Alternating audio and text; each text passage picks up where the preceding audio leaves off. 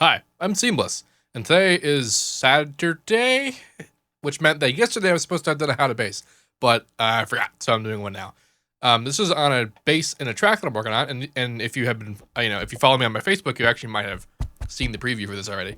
But I'm going to play the preview section again so that we can listen to it and identify which bass in it that I'm going to do. Here we go.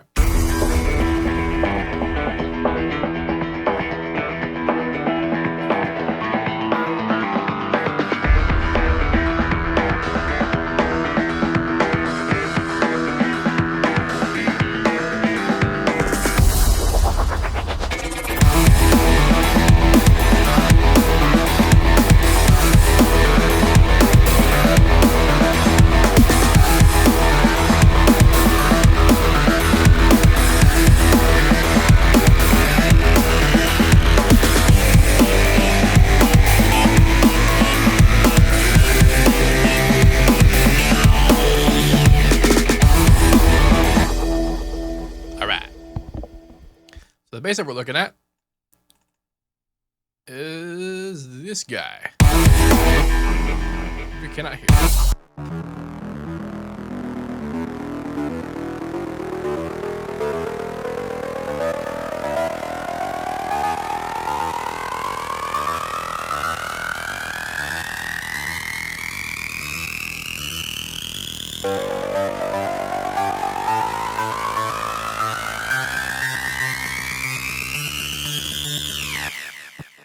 All right, so as you can see here, it's called Res Bass because this is actually, and it might be familiar to you.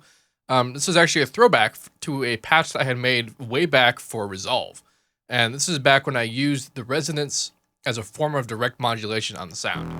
What I would do is I have it set, and then I'll modulate resonance on and off as the source of main modulation for the sound. But this time I decided to actually modulate the cutoff.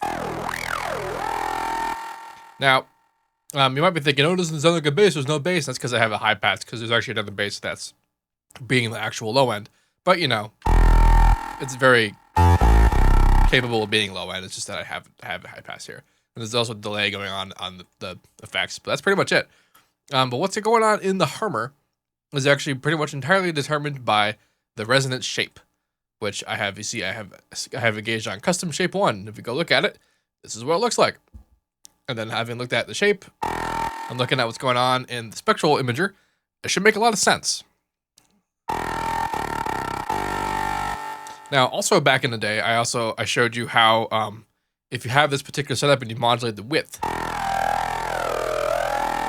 you can get cool results with that. But this is actually this is a much more straightforward application of this. Because basically what I wanted to have a kind of like 303E kind of sounding high resonance saw bass. But I wanted to have a particular more uniqueness to it, more new kind of sounding kind of thing. So I decided to do a more complex resonance shape, because you can do that in Harmony. You can create your own individual resonance shapes independent of what the filter is doing. The filter is just a regular low pass. You can tell because passing frequencies above a certain point, and the resonance follows the cutoff point because that's what's supposed to happen in filters.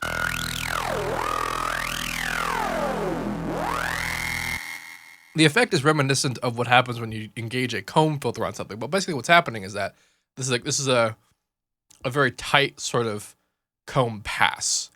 Because what's happening, like it's not like a notch filter kind of deal. It's not just only letting up certain points. It's actually amplifying certain bits on top of what's already there, and also taking away something in the very center, which is this guy here. The darkness you can see in the middle there. It's really very, very straightforward. And yes. Trying to think if there's anything extra I've done here. I don't think there is. I engaged Unison, but actually the original patch didn't have any.